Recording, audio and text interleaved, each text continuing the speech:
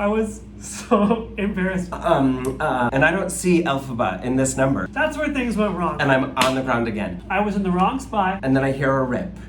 I'm sweating. Maybe I shouldn't share that one. Maybe you should. Into the box. Phew. Not helping. What happened? Tell us what happened. Broadway!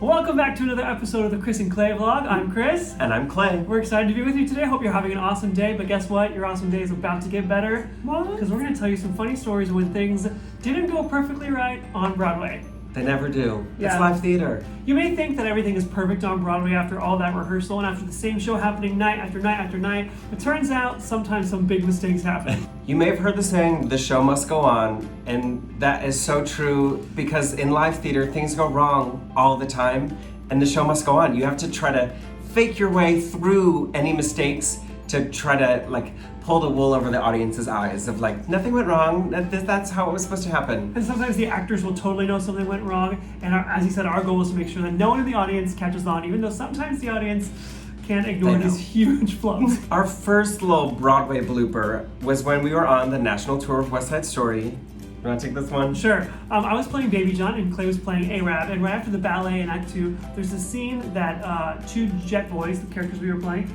are reuniting after watching Riff die. If you haven't seen the show, spoiler alert! And it's a really emotional scene, and we're I'm really scared. He's trying to comfort me and tell me to buck up and be a man. The whistle blows, Officer Krupke runs on stage, and we're scared the cops are there, right? We're supposed to taunt Officer Krupke a little bit, grab his baton, his hat, and then we chase him off stage, and then the song Officer Krupke starts, right? So we're there, we're all supposed to be. Yeah. That's where things went wrong. We're all scared on stage and in character, and then we look at each other because we didn't hear the whistle. So we start to dart off, we're gonna run away from the cops that aren't coming on stage. And it turns out our Officer Krupke did not make it on stage that night. There was an understudy on. Our good friend Steven DeRosa, who we love, had a mental flub and forgot he was on for that part. And we look over in the wings and stage management is like this. We don't know where he's at. Keep it going. So we had to improv this scene that felt like a full 45 minutes. It was, you know when you have you go into the white room, you're what do I have to make something up? Nothing. And we were Sometimes you're really good at coming up with something on the spot. Right. And sometimes you say, we gotta go look for Riff. Wait, Riff's dead. That was my first ad-lib. Not my best moment, but it was so real. Baby John hadn't come to terms with the fact that Riff was there. One of our stage managers holds up the baton and the hat in the wing. Instead of me going in the wings and grabbing it from the floor and acting like I just found this, I go, hey guys, look at this! Just straight into the wings, like it was in midair, just floating in New York City. Our friend Nathan was playing Big Deal, and I saw him finishing up his quick change from the ballet into the jet costume. And I saw him look at the other guys and go guys, come on, we gotta go save them, all silently. As we're sweating, trying to get through the scene that we're making up on the fly. And if you know the show, the next number is titled Officer Krupke. So we have to do this scene setting up the number Officer Krupke when Officer Krupke didn't come on stage. And if you know who Alan Menken is, who wrote, our childhood, Little Mermaid, Little Shop of Horrors, all that, he was sitting second row and watched the whole thing. Our friend Steven, though, who missed his entrance, took us out for a movie and bought us tons of popcorn and was I'm so sorry, bought us all the candy to try to make up for it. He's so sweet. Yeah, he's the best guy ever. So, Steven, if you're watching, just know we forgive you. This next blooper also happened on West Side Story, and when I start talking about West Side Story, it's really just a slippery slope, isn't it? Boo. During the dance number Cool, which is a long dance number, towards the end of the dance number, we do 74 kicks on the left leg. And not really 74. Not really 74, 5. But 3 of those 5, I fell flat on my butt. I was ball change, kick, my leg goes up and the bottom leg went down and I was on the floor. I get right back up and start the dance again. And the formation's traveling in a circle, so we're all trying not to trip over Clay. And the next kick, I kick and I'm on the ground again. Literally 3 times in a row. Oh, it was so embarrassing, and I had a huge bruise on my butt. He honestly fell down again because we got to the little shot say section. And I was okay, fall. I'm done. Nope. I have no idea how he kept falling, and we were just dying. We're really serious in the scene. We're angry and trying to suppress this anger. Trying to keep it cool. So was I. We were all For this next Broadway blooper story, it happened during Clay's Broadway debut. Yes. So I made my Broadway debut in Newsies, and thank you. And Hurricane Sandy hit the day before I was supposed to debut. So typically when you're replacing somebody in a show, you get a put-in, which is basically your chance to do the show in costume. Everybody else is there just like in rehearsal clothes, but it's your first and only time to do the full show, start to finish, without stopping, in costume, with the lights, everything. Yeah, with the sets and like all the actors on stage around you. It's really helpful. And so Hurricane Sandy hit, and I did not get a put-in. So my first time ever running through the show in costume was my Broadway debut, in front of a paying audience.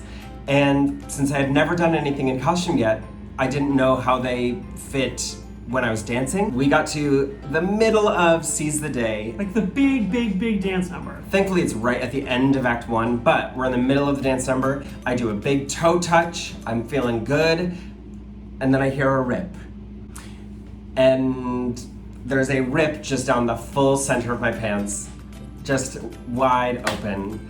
My parents are in the audience. I'm like, this is so embarrassing. So that is the story of how I ripped my pants in half during my Broadway debut.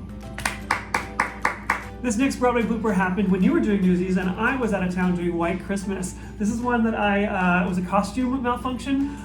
I guess we could call it that. It was more a mistake on my end. I was doing a quick change and I was like, where's my bow tie? I only have the last verse of the song, last chorus of the song to, get to my spot on stage, and I can't find my bow tie. I'm looking through everything and I finally grab one from a different costume that's a totally different color. Throw it around my neck and I go on stage and I walk around, the curtain goes up. I walk around and say, would you like a drink? And everyone's looking at me like this, and I was like bow tie's not that crazy. Walk around and someone's like, sir, in character, can I have this drink? You don't know? I don't think so. Can I have this drink? And you're wearing 2 bow ties. I was like, what? Like, you have 2 bow ties on right now. I had already put my bow tie on when I thought I need to grab my bow tie, and so I put another bow tie on top of the bow tie. I had 2 bow ties on. Cute. I mean, style was very different back then. Yeah, they wore 2 bow ties. So during Matilda, when I was playing Michael Wormwood, That's the shirt that Michael Wormwood wears in the show, if you didn't know. You are a genius. Typecast, really. Shucks. Especially when you hear more about the character. Yeah. So if you don't know the story of Matilda, Matilda's brother is just brain dead, watches TV all day, just sits in the chair and doesn't contribute to anything that was happening in the scene. A total vegetable. Yes. So in every scene, I had different positions in the chair that I was supposed to sit in. Like I was like slumped over one, and then I would be like leaning over one of the legs, and then there was one scene where I was upside down laying in the chair. So the scene where I was laying upside down, it's towards the end of the show. It was a long week. I had been like teaching during the day, doing the show at night. I was exhausted doing the show 8 times a week. And I'm like upside down sitting during the scene. Looking at the television, And I like start to like get heavy eyes. I'm like catching myself, not falling asleep, but I'm like falling asleep on Broadway. Maybe I shouldn't share that one. Maybe you should. So stay awake, stay alert. This character like shouts out different things he hears in the conversation. Just randomly. Just like 1-word answers or like 2 or 3 words. So he's watching TV and he shouts it out, and like that's the gimmick of character Michael, right? Yeah. So he dozes off, and then like kind of comes to and realizes he was asleep for a second. Hears one of the cue lines and shouts out, "Telly!" That's my turn. And they were not in that part of the scene yet. That was just the same line. That cue line was the same, but he spoke a little too soon. And he was like, they kind of look at him and they were like, Broadway's all about listening, so make sure you're listening to your scene partners. Don't fall asleep. well done, Clay. You fell asleep on Broadway. Any flubs from Book of Mormon?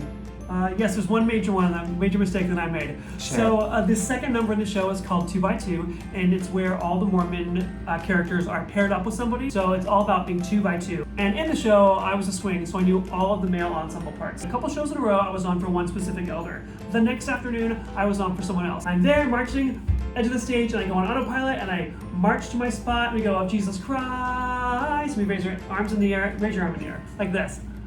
And I was on that side, so that arm was up. And so when the arm is grabbing me, grabbing me like this and holding me in place. I was like, why are they shaking? And I looked over and there were 2 people to my left. I was in the wrong spot. Everyone on stage is 2. There's one person, Gray Henson by himself, and who I'm supposed to be with, and the 3 over here, and I'm one of them. And my friend Christian is holding me in place and laughing, and I dart over and I jump, and we go, clap of Latter-day Saints pose, but for 2 seconds the song was almost rewritten and it would have been called 3 by 1. I was so embarrassed, probably will never forget that moment. It was mortifying. Now it's funny. Years later it's funny, but at the time, that was a huge mistake. The audience definitely caught on. I was sweating. This is one of my absolute favorite stories of plays when it comes to Broadway mix-ups and mistakes. This is when he was on the Broadway tour of Wicked. Oh, this one was embarrassing. So, I wish I'd seen it. I'm only sad that I was not there to see it in person. I was playing the character of Chistery. The flying monkey. Yes, the number One Short Day. I have my Chistery costume on, and then I have my like bobblehead costume on over that. They're like the Disney character costumes where you have like little holes with like mesh over them that you can barely see through. There's the stage lights on. It's very chaotic, and you're like thinking about your Chistery. You're giving yourself excuses before you even tell what No, yeah, a little bit probably. We do this little dance section center stage, and then we like go on the opposite side of the stage, do a little thing, and then exit. So I do our little dance section in the middle of the stage. I go to the other side of the stage, and I like feel like a little like clunk down. I was like, that was weird. I haven't felt that before. Maybe we have like giant clown shoes on. I was like, maybe it was just the clown shoes. And I do my little like kick, and then I turn around to exit, to leave the stage, and I see Elphaba. And I don't see Elphaba in this number. Like our paths never cross in this number. But I turn around and I see my friend Emily just in like green painted face, and I just like see her eyes just ginormous, and I was like, help me! What happened? Tell us what happened. I stepped off of the stage like down to a like level. a foot below the stage level, and I was stuck. And again, we have clown shoes on, so I'm like trying to step up over these clown shoes back onto the stage to exit, to do a quick change, to do Chistery. It was the most stressful, but I made it. How did you get off stage? Did you find your footing, or did someone have to come help you? Somebody came help me. That's what I thought. To save the day. They were like, we're gonna escort Mickey. Mickey doesn't feel well. We're gonna take Mickey back here. Keep her chin up, Mickey. Now I'm sweating. Okay, he just reminded me of this one. When I was doing King Kong, there was this moment where we were like crawling through the jungle, and we had this box that Carl put his camera into the box. He puts it into the box, and we have to like arrange the like 3 different pieces of broken camera in the box. And I remember I was a swing, so I know every different track, so I'm like, I don't really remember how to put it in the box, but I can just like put it in the box, close the lid, put the latch on, and then exit the stage. Oh, if it was only that easy. It was like, I didn't know, it was like a puzzle inside the box. You have to like put the camera on its side against the edge of it so you can put the other 2 pieces on top of each other. And it's dark, and it's foggy, and like, so I put you're pressed for time. I put 2 of the pieces in the box, and then I like can't get the 3rd one in the box. So I like put it on, and I try to close the lid and like latch it. It took like 30 extra seconds, and I just like pick up the box, and I'm like, I'm just gonna carry it. I'll put it together on the boat. I'll be back. And there are other ensemble members there, and we're all like, we have guns. We're like waiting for King Kong, so we're like tough guys. And the other 2 guys are just watching me, not helping, just watching and like laughing and just like, not gonna help him. Thanks, guys. I'm trying to think of some Jesus Christ Superstar ones. Any from Pretty Woman? Think of any. I'm sure we'll come back. We'll have to do like a part 2. We'll be like, oh yeah, that happened. Sure. So for our last blooper today, this is from when I was working on Hamilton earlier this year, and I was also a swing, and I had to learn multiple parts, right? So I'm on for a different track for the first time, and it's a rehearsal, thankfully. This one was not in front of an audience.